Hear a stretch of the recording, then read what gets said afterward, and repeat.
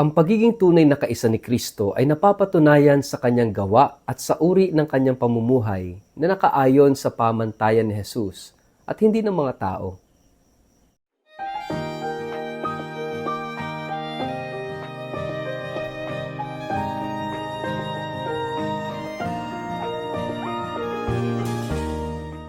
Ang mabuting balita ng Panginoon ayon kay San Marcos. Sinabi sa kanya ni Juan, "Guro, nakakita po kami ng isang taong nagpapalayas ng mga demonyo sa pamamagitan ng inyong pangalan. Pinagbawalan namin siya dahil hindi natin siya kasamahan." Ngunit sinabi ni Jesus, "Huwag ninyo siyang pagbawalan, sapagkat ang taong gumagawa ng himala sa pamamagitan ng pangalan ko ay hindi magsasalita ng masama laban sa akin pagkatapos gawin ito. Sapagkat ang sinumang hindi laban sa atin ay panig sa atin." Ang mabuting balita ng Panginoon. Let it light your way. Word of the day. Hear what God has to say. Mapagpalang araw po sa inyong lahat. Kumusta po kayo? Ang atin pong word of the day ay inclusive. Bago po tayo magpalalim sa atin pong reflection sa araw na ito, kayo po ay muli kong inaanyayahan na huwag kakalimutan na mag-like, follow at subscribe sa atin pong Facebook page at YouTube channel na Word of the Day. Ganon din po, pakishare ang video ito sa inyong kapamilya, kamag-anak, kaibigan, mga kakilala sa social media para po sama-sama tayo sa pagiging media evangelizers at online missionaries na nagpapalaganap ng salita ng Diyos sa mundo ng social media. At sa lahat po ng nakikinig ng Word of the Day sa Radyo Maria, mapagpalang pakikinig po sa inyong lahat.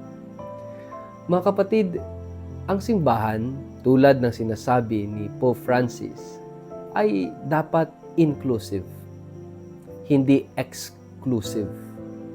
Kapag sinabing exclusive, kami-kami, kayo-kayo. So, kanya-kanya. Depende sa kulay. Kapag dilaw, puro dilaw. Pag pula, puro pula lang. Pag asul, asul lang. Yan ay exclusive. Minsan ang tingin, para sa mayayaman lang, o mga mahihirap lang ito, o minsan according to region, para sa mga Bicolano lang, o Ilocano lang, o Tagalog lang, o Bisaya lang, o Ilonggo lang. Medyo may exclusivity. No? Pero when it comes to the church, kapag ang pinag-uusapan natin ay ang simbahan, sinasabi ng ating Santo Papa that the church must not be exclusive but inclusive. Tulad ni Jesus, sapagkat ang simbahan ay ang mistikong katawan ni Jesus. Kay Jesus, everyone is welcome. Sa lahat ng gustong makilala si Jesus, sa lahat ng gustong magkaroon ng personal na relasyon at ugnayan kay Jesus, lahat welcome sa ating Panginoon. Just like dito sa ating gospel ngayong araw na ito, sabi ni Juan, nakakita raw sila ng tao na nagpapalayas ng masamang espiritu at gumagawa ng himala sa pamamagitan ng pangalan ni Jesus. Pero anong ginawa nila? Pinagbawalan nila. Dahil, anong dahilan? Hindi nila kasamahan. Not part of the 12. Not even one of the disciples of Jesus. Kaya pinagbawalan nila. This is exclusivity. Pero pinagalitan sila ni Jesus. Sabi niya, hindi niyo dapat gawin yan. Dahil, sabi niya, kung nagagawa nila na gumawa ng himala ng kababalaghan sa pangalan ko, hindi yan magsasalita ng laban sa akin pagkatapos ng lahat ng iyon. Sapagkat sabi niya, ang hindi laban sa atin ay panig sa atin.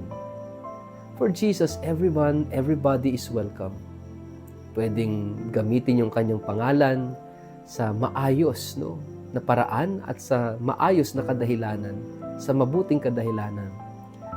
At makikita po natin dito na yung pananampalataya ang siyang nagiging daan para tayo maging kabahagi ni Kristo. It's the faith. As long as yung pananampalatayang yon ay hindi taliwas kay Kristo. Mahalagang maunawaan po natin yan, mga kapatid, na yung pananampalataya ay hindi taliwas kay Kristo sa aral at sa buhay ni Kristo.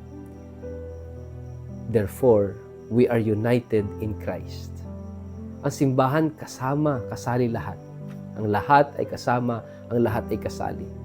Lahat ay welcome sa pag-ibig ni Kristo. Lahat ay welcome sa ugnayan, sa relasyon na iniaalok ni Kristo. Ang lahat ay welcome sa pakikipagkaibigan kay Kristo. Minsan tayo yung naglalagay ng sukatan, ng batayan, hanggang saan lang. Minsan tayo pa yung nagiging dahilan ng pagtataboy. Ito ho yung madalas na sinasabi ko sa aking mga parokyano at tinitingnan ko rin sa aking sarili. May mga tao na ba akong naitaboy kay Jesus dahil sa aking mga nagawang hindi maganda? Mga kapatid, this is something na nakakalungkot kapag tayo ay nagtataboy ng ibang tao para sila'y mapalapit kay Jesus. Itong mga alagad ni Jesus, there is a tendency, na maging ganon, maging exclusive. Kami lang yung mga piniling alagad ni Jesus. Nandun yung yabang sa sarili, sa kanilang puso, At yung mindset pa rin nila na kami-kami lang, tayo-tayo lang kasi tayo lang yung pinili. Tayo lang yung binigyan ng kapangyarihan. Sometimes kapag tayo binigyan ng kapangyarihan, gusto natin atin lang. At kapag may nakita tayo na gumagawa ng kababalaghan gamit yung kapangyarihan ng pangalan ni Jesus, medyo merong insecurities dito. Minsan, yung exclusivity ay dahil sa insecurity. Kapag insecure ang isang tao, gusto niya maging exclusive na lang sa kanya. Parang relasyon, di po ba? Kapag insecure ka sa isang tao, mas nagiging possessive ka, mas nagiging seloso o selosa ka, mas nagiging mapag-angkin ka. Nagiging exclusive. Pero ang bottom line, insecure. Mga kapatid, ito yung dapat ay alisin natin sa ating sarili. Yung insecurity. Kasi kapag nawala yung insecurity sa atin, doon lamang tayo magiging inclusive sa ating mga relationships. Inclusive sa ating pakikitungo sa kapwa. Magiging bukas tayo. Hindi man sila katulad natin, iba man sila, magiging bukas tayo. And I think ito rin yung principle ng ecumenism at ng interreligious dialogue. Yung hanapin yung common faith. Bagamat hindi sila naniniwala kay Jesus, literally, pero they believe in love, they believe in unity, they believe in common good. Therefore, pwedeng ito ang maging point of unity. Dahil si Jesus, gusto niya magkaisa tayong lahat. So mga kapatid, napakahalaga ng pagiging bukas, pagiging inclusive natin, welcoming. Kaya nga the church should be a welcoming church. Simbahang bukas para sa lahat, hindi sarado. Pero simbahan na hindi nababali ang pananampalataya, kundi nakafocus at nakatuon pa rin kay Kristo. Mga kapatid, magandang tinanho natin yung ating sarili bilang mga Katoliko, bilang mga Kristiyano. Ikaw ba'y mapagtaboy? Ikaw ba'y insecure kapag may mga ibang sekta o ibang paniniwala na feeling mo ay mas magaling pa silang magpahayag, mas magaling pa sila sa Biblia kaysa sa inyo? At ang tendency natin ma-insecure at maging exclusive. Mga kapatid, we have to be aware of these situations at beware of becoming exclusive. Hindi yan yung simbahan. Hindi yan yung pangaral ng Panginoong Jesus na dapat tayo ay maging inclusive sa lahat ng mga nagnanais makilala si Jesus. Magmahal kay Jesus at sumunod kay Jesus. Huwag nating ipagkait, huwag nating itaboy dahil sila'y iba sa atin.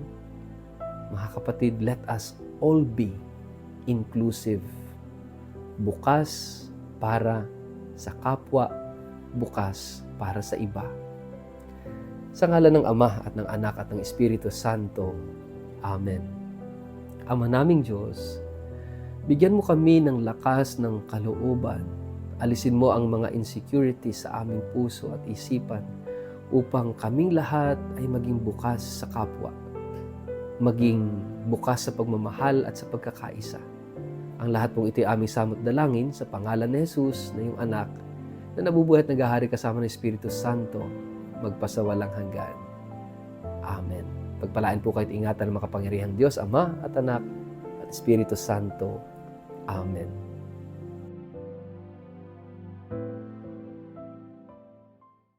Sa lahat po ng aking mga followers sa Word of the Day, ang atin pong simbahan ay magdiriwang ng taon ng Hubileo sa susunod na taon, 2025, na tatawaging Jubilee of Hope. At bilang paghahanda po dito, ako po ay nagtakda ng isang espesyal na pilgrimage sa taong ito, mula ika-10 hanggang ika-24 ng Oktubre.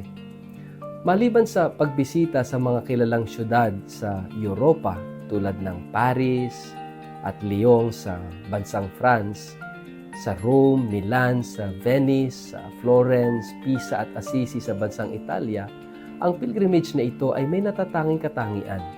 Bibisitahin po natin ang ilang mga Marian shrines tulad ng Our Lady of Miraculous Medal at ang Our Lady of La Salette sa France.